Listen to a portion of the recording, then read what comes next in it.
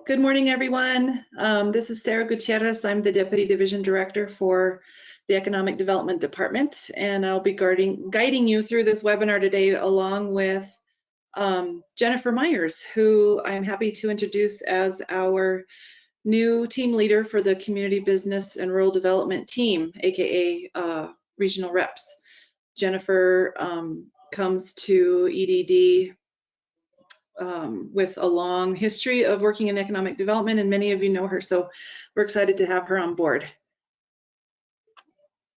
Happy to be here. So Sarah, I'll navigate. You just let me know when you want me to click the slides. Okay, we can go to the next slide. We're here today to present this is our kickoff webinar for our FY23 LEADS grant cycle, and so I'm just going to go through some kind of basic EDD information. For most of you are aware, but just in case we've got some newbies here, just to give you a little snapshot of what EDD looks like. Our mission is to basically, create wealth for New Mexicans, our citizens and our businesses, and creating a place that people want to live and work and be successful. So our Cabinet Secretary is Alicia J. Keys, and our Deputy Cabinet Secretary is John Clark, and Mark Roper is our Division Director. EDD is made up of several divisions, economic development being the largest, and that is where our regional reps team sits, along with several of our other programs. We also have the film division, our fairly new outdoor recreation division, and then we are also administratively attached to the Border Authority, the Office of Military Base Planning and Spaceport Authority. Okay, Jennifer, next slide. And here's a snapshot of our regional reps and the regions in which they serve. This is pulled straight from our website. So you can go and find your regional rep if you don't know who that person is, but I'm going to hope that you do. And so their contact information is all listed here as well. So I mentioned the Economic Development Division is the largest within EDD, and there are lots of programs and initiatives that sit under that umbrella. So here's a list of the main ones, and you are familiar with probably JTIP and LEDA are the most well-known, as well as Main Street. And then we also have our Office of Science and Technology and International Trade, and then various finance programs.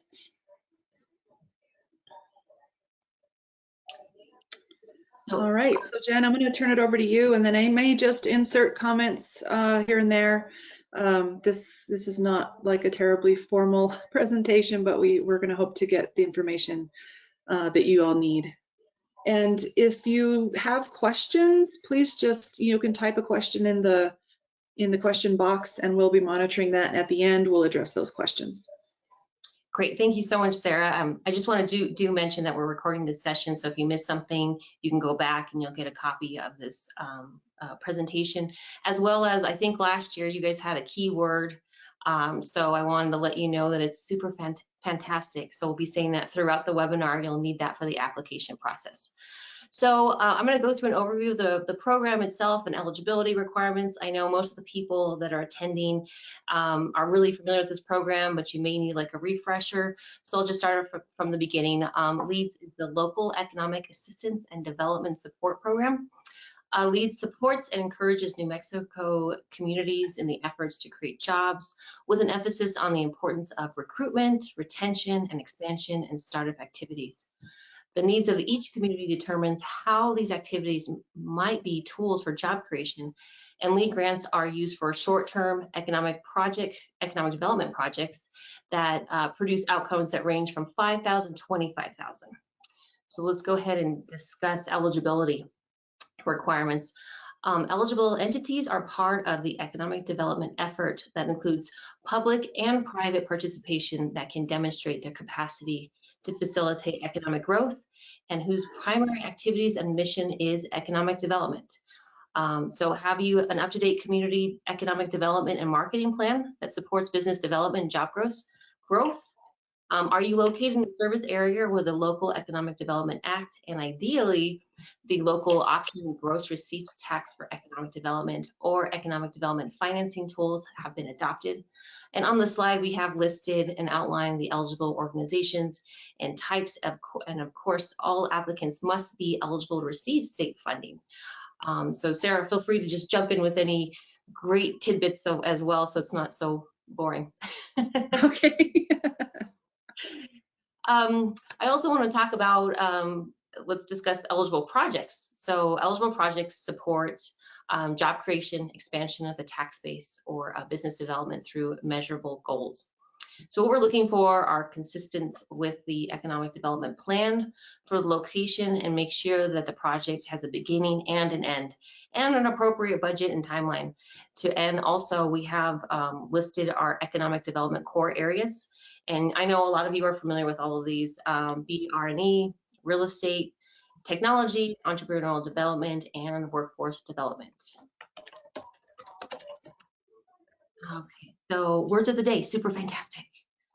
So let's discuss ineligible costs. So a lot of the first ones you guys are familiar with is printed collateral material, website development or maintenance, professional development and advertising. But new for fiscal year 23, trade shows and sales missions are no longer eligible for eligible expenses. Now, before you start booing me on the other end on your muted, we do have a new Edo certification that will be launching in June that will allow for trade shows and sales missions. So the purpose of this new program is for public recognition of the EDOs that achieve this certification. So the Edo certification will be recognized on the New Mexico Economic Development website and promotional materials.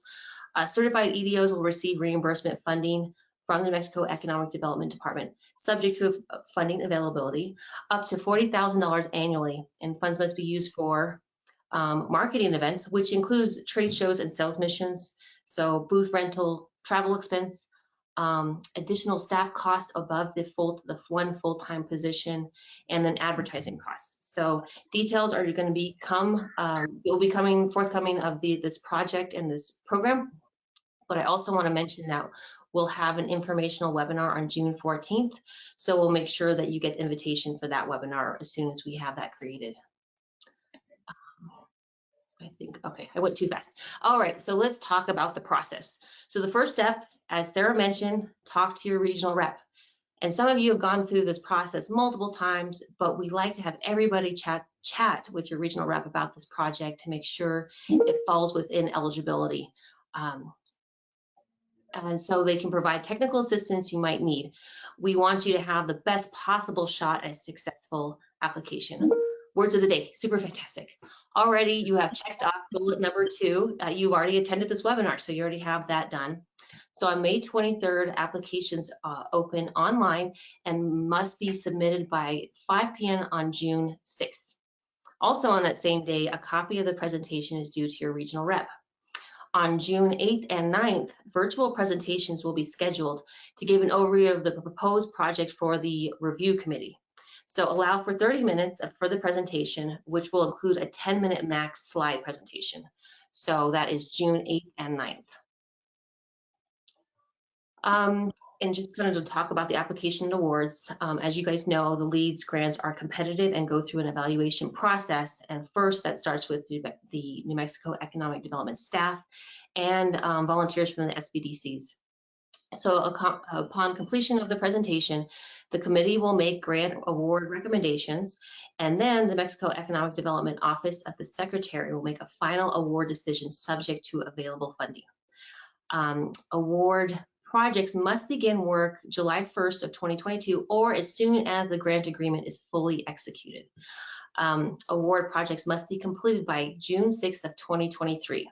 That includes final invoices and end of the year reports are due on that day as well. And so just to go on as far as the online application process and reporting, all LEADS projects and invoicing reporting will be done through an online portal. Instructions for the online invoicing and reporting will be provided to all awardees once you have been selected. So after this webinar, your regional rep will send a follow-up email, which will include the following: the URL for the online portal, instructions how to log in and to complete your application, copy of today's slide deck, and a link of the recording, as well as a copy of the LEAD policy manual for FY23. So contact your regional rep if you have any questions regarding the project or the application content.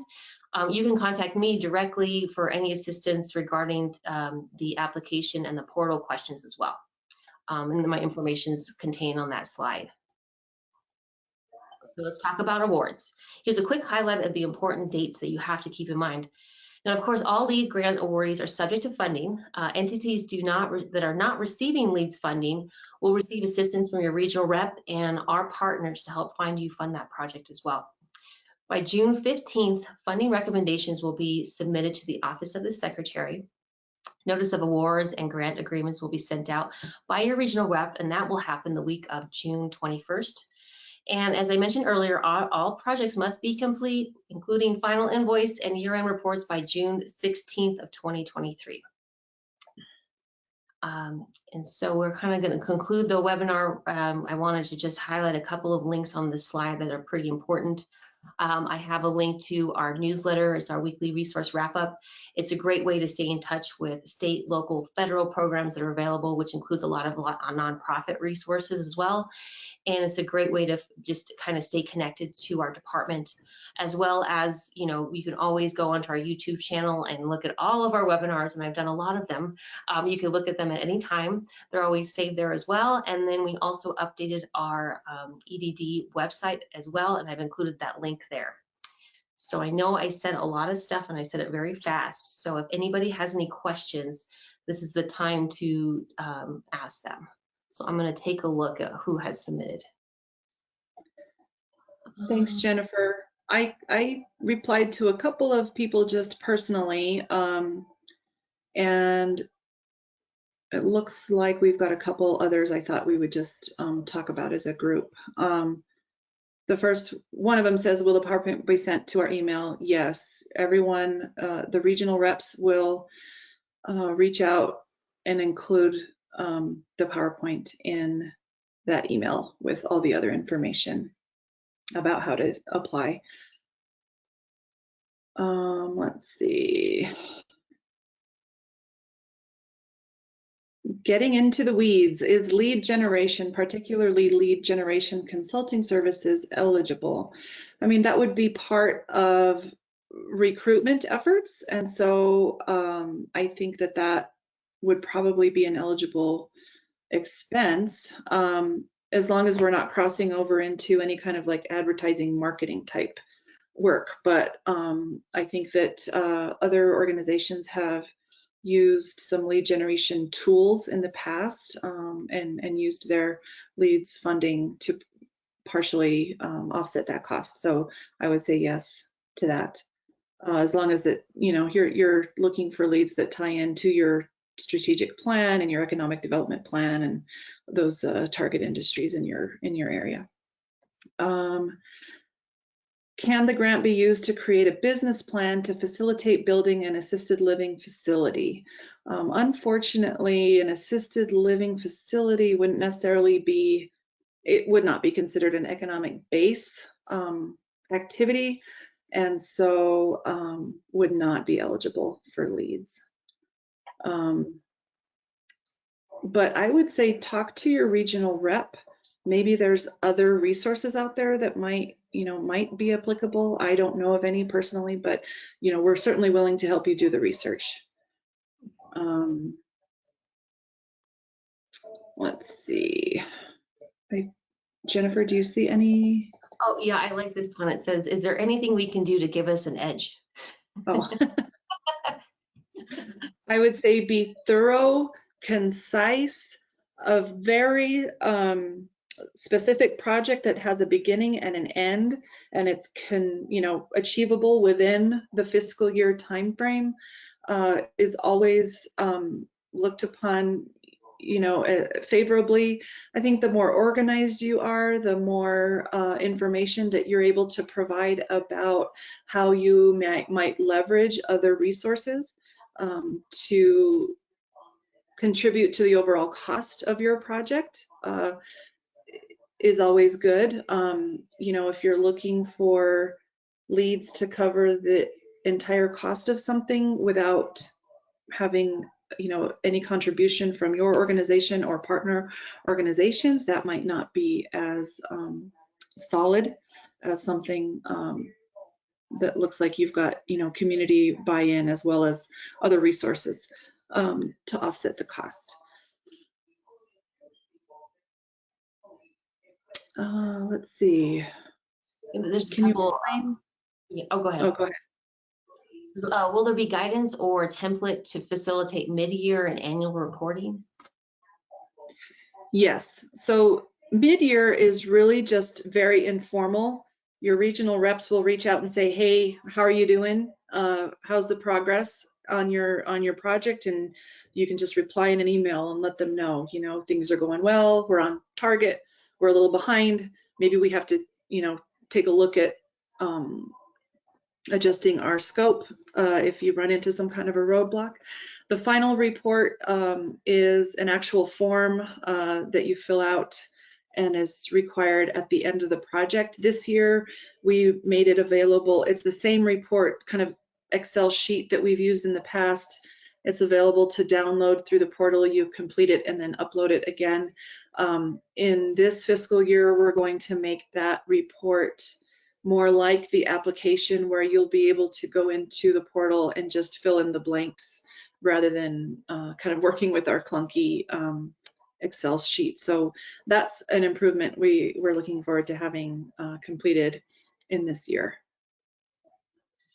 There's a question that I'll address. It says, can you explain the EDO certification a bit more and how is it tied or not tied to LEADS? So they're two separate programs, and we are still developing the EDO certification. So I kind of gave you a quick highlight of the line of what we're thinking of.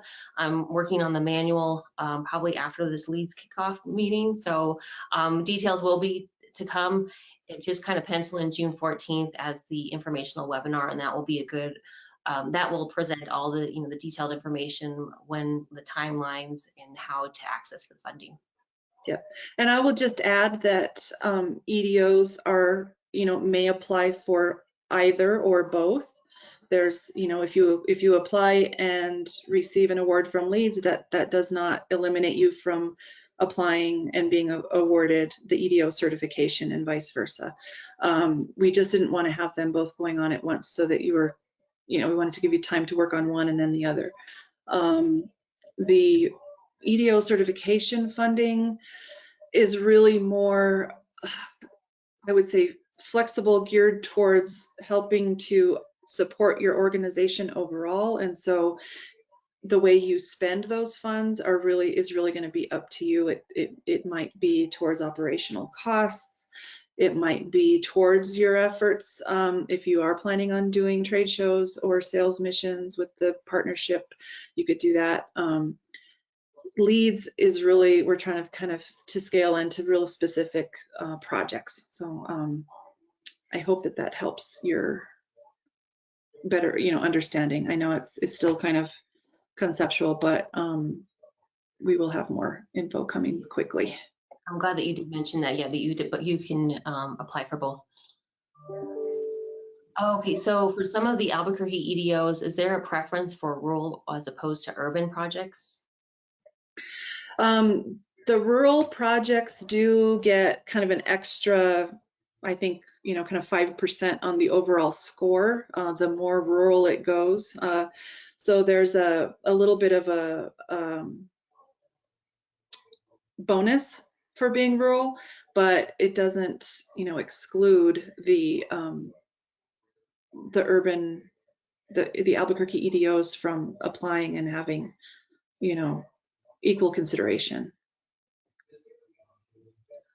And then there's a question again about the EDO certification and what requirements, what are the basic requirements? We're still, again, we're in the planning stages of it, but what I've seen is that it's not going to be an application per se. It's going to be a lot of uploading documents.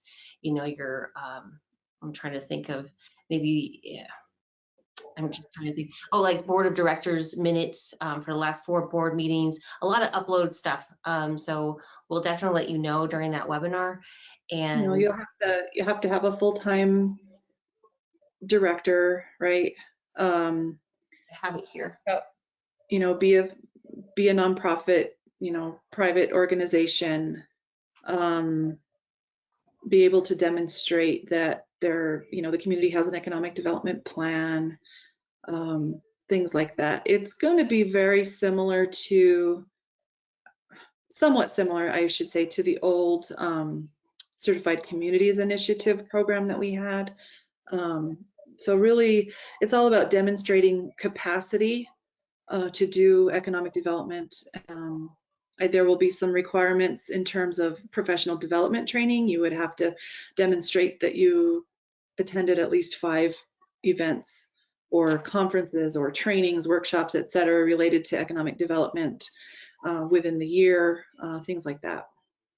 And I was like, I wanted to mention one thing. There will be a site visit to all the EDOs that would like to get the certification. So that's one of the last requirements. And there's going to be certain people that will be interviewed at the end. So just wanted to throw that out there as well. Sarah, I don't see any more questions. I think we got most of them. Okay. Well, as they come up, I'm sure they will. As you mull things over, please reach out to your regional rep. I know hopefully most of you have already consulted with them about this program. You know, follow up again with more questions. And as we mentioned, they will be following up with each of you individually with all of the information that you'll need to get your application in. And they're available to provide technical assistance to help you think about your project and whether or not, you know, it seems like a solid project, or you know, ways that you can make a really strong application and be successful. Great. With that, well, thank you everybody for your time. And again, as Sarah said, if there's questions, feel free to reach out, and we'll see you next time for the EDO certification webinar. Oh, let's see. Oh, one more last question came up real quickly. What guidance for real estate criteria? I guess this is one of the core requirements, is what guidance for real estate criteria? Not quite sure what you mean by real estate criteria, but maybe Those are the core EDO, so the economic development buckets that you can, under the projects. Talking about like real estate development, I mean, that could be tied to maybe an industrial park, something like that. But yeah, definitely talk to your regional rep, and we can find some examples of projects that fell within that category in the past. There was one project in Farmington where they did some improvement along their river side, where I think it was the city of Farmington was the recipient of the LEADS grant to do some improvement along there to create infrastructure like cement pads where food trucks could come in and occupy the space, and it was part of their downtown redevelopment program. So that's just an example. That's a good example. Well, yeah, I think that's exactly what he's referring to. So, all right. Well, with that, I'll go ahead and end the webinar. And again, we're all available for any questions. And you guys have a good rest of your day. We got it under 25 minutes, so I think that's great. Thank you, everyone. It's great to see everybody, even just if it's your name on the list. We appreciate you coming.